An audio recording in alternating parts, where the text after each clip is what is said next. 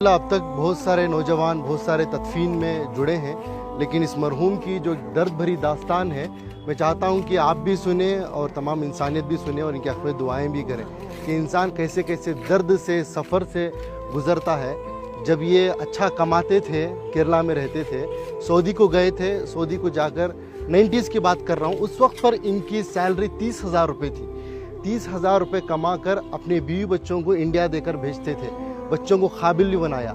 हम तो बार बार सुनते हैं कि माँ बच्चे को पेट में 9 महीने पालती है, लेकिन बाप जहन में ज़िंदगी भर पालता है, अपने औलाद के लिए कुछ भी कुर्बानी दे देता है। लेकिन जब बाप के पास पैसा आया, यानी इस मरहूम के पास, शमशुद्दीन साहब के पास, तो इन्होंने बीवी बच्चों को सऊदी को बुला लिया। सऊदी को जब बुला लिया तो इनको भी, यानी इनके वाइफ को भी जॉब पे लगाया गया। वो जॉब करना चाहती थी शायद, तो जॉब को उनको लगाया गया, तो उनकी सैलरी हो गई 60,000, इनकी सैलरी थी 30,000। फिर कुछ ही दिन गुजरे, उनके पास कुछ पैसा आया, उनकी बीवी के पास, इनको अपनी ज़िंदगी से दूर कर दिया। ये एक दिन था, ये अपनी बेटी से मिलने के लिए, अपने औलाद से मिलने के लिए सऊदी में ही, जो इनकी बीवी अलग फ्लैट लेकर रहती थी, वहाँ पर जाते हैं। बाप अपनी बेटी की मोहब्बत में एंट्री लेता है, जाता है, बेटी दरवाज़ा खोलती है, बेटी बाप को देखती है, जैसे ही बाप को देखती है एकदम से दरवाजे को मूछ देती है।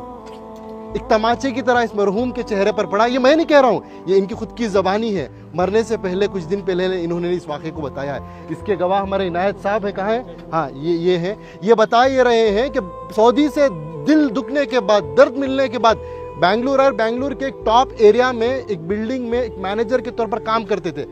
ये खुद उसके गवाह हैं कि एक मिलिट्री की तरह सिस्टम था इनका, उसूल आदाब के पक्के थे, बिना आयरन के कपड़ा नहीं पहनते थे।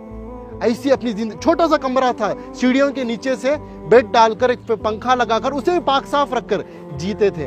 ये पूछने लगे कि भाई, मैं तो समझा आप एक सिक्योरिटी गार्ड है, लेकिन आपकी ये पाकी सफाई को देखकर, आपके ये मिलिट्री सिस्टम को देखकर, आपकी इस डिसिप्लिन को देखकर मेरे अंदर सवाल पैदा हुआ, आपकी ज़िंदगी में क्या हुआ?